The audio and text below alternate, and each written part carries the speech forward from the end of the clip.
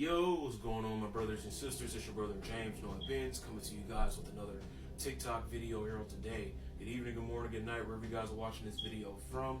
I am still teaching on the same topic.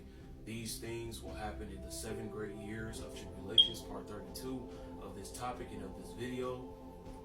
I'll be starting from and reading from Revelations chapter 17, verses 12, King James Version of the Bible. Then I'll go on and share other Bible verses as well. Right, verse 12 of again Revelations chapter 17. And the 10 horns which you saw are 10 kings, which have received no kingdom as yet, but receive power as kings 1 hour with the beast.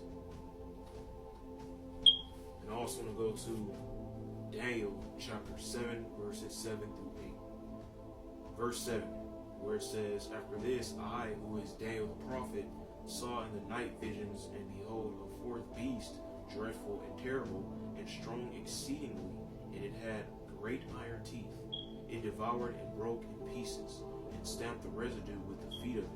And it was diverse from all the beasts that were before it, and it had 10 horns.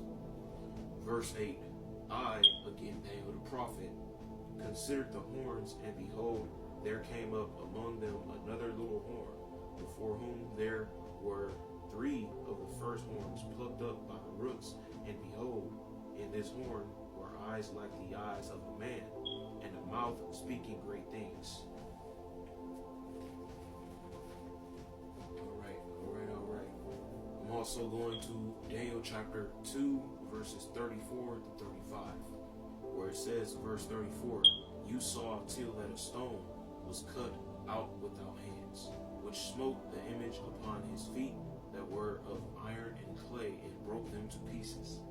Verse 35, Then was the iron, the clay, the brass, the silver, and the gold broken to pieces together, and became like the chaff of the summer threshing floors, and the wind carried them away that no place was found for them.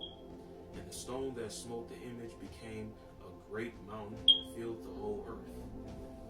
I'm also going back to Revelation chapter 17, verses 12 to share the Bible verse and also the meaning for each verse. And it's not just for chapter 17, verse 12, but for also Daniel chapter 7, verse 7 through 8, and also Daniel chapter 2, verses 34 to 35. All right, so again, verse 12 of Revelation 17. And the 10 horns which you saw are 10 kings. Means Daniel chapter 7, verse 7, talks about that. And it also going in the Bible verse saying, which have received no kingdom as yet, means refers to John's day, John the apostle, Revelation. Then the last part of Revelation chapter 12, verse 12, but receive power as kings 1 hour with the beast, means these 10 nations will come to power before the Antichrist, making up the 7th head. Then they will be taken over by the Antichrist, who is referred to by Daniel as the little horn, in Daniel chapter 7, verse 8.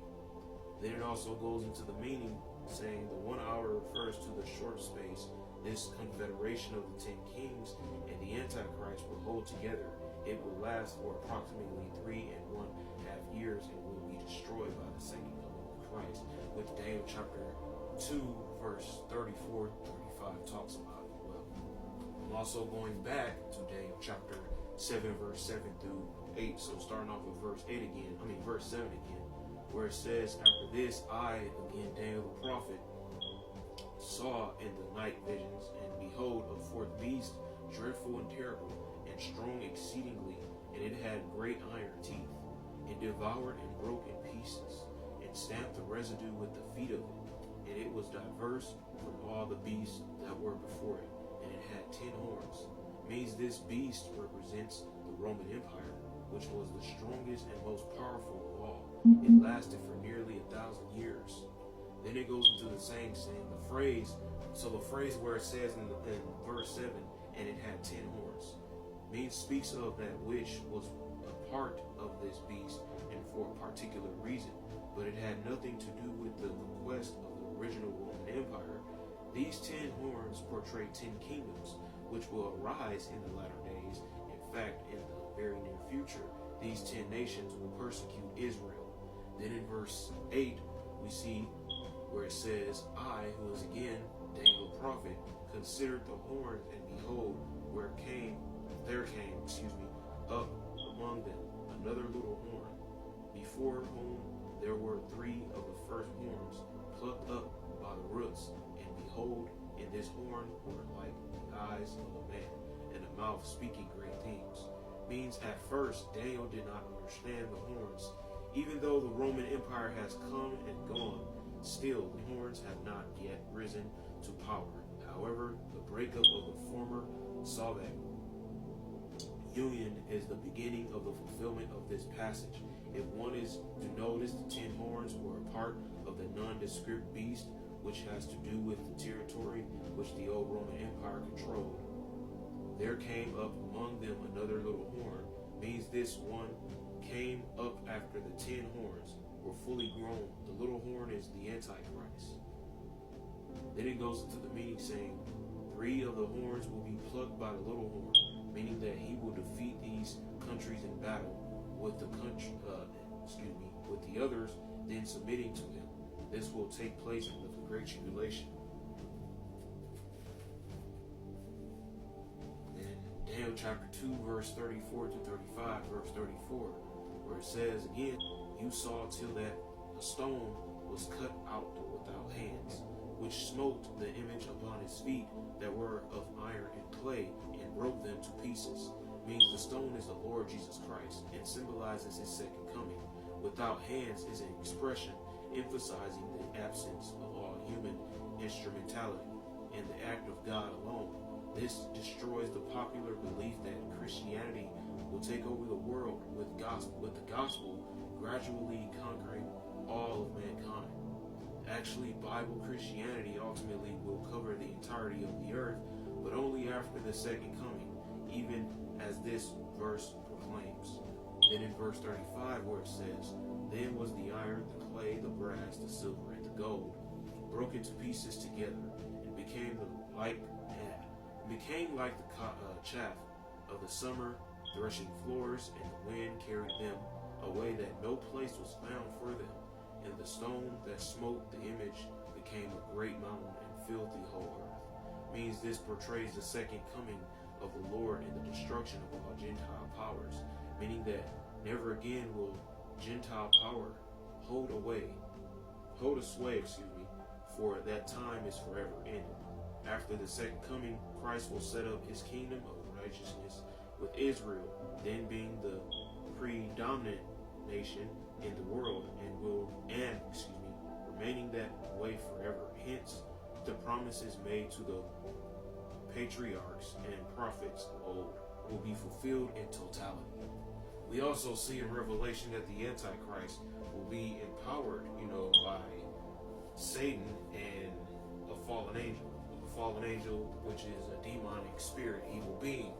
And we see that Satan's son, who is the Antichrist, a man, disguising himself as this beautiful, nice person. And you know how in the Bible it says, as Satan, disguise himself as an angel of light, that's how the Antichrist will disguise himself as. See, Satan knows how to play this game as well. Because he's not dumb, he's not stupid, he's not, retarded. Well, of course, yeah, he is retarded. Of course, he is crazy. But he's not dumb and he's not slow or stupid. Because he knows how to do this. He's not going to show his true colors, He's going to use a man to act all nice when really he's deceitful, destroying Israel, destroying the things that they do, the practices and all. Right now, as I speak, Israel is going through war with Iran, and I'm still praying for them. And I don't care what people say, We are living in the last days, and the rapture is at hand, and it is time to get right with Jesus Christ, because he is soon to come back. And let's please stop saying that Jesus is Satan's brother when he's not, because where is that in the Bible? Let's also stop saying or getting mixed up the second coming with the rapture. Those are two different events. Two different events. And forgive me about the smoke detector beeping back and forth.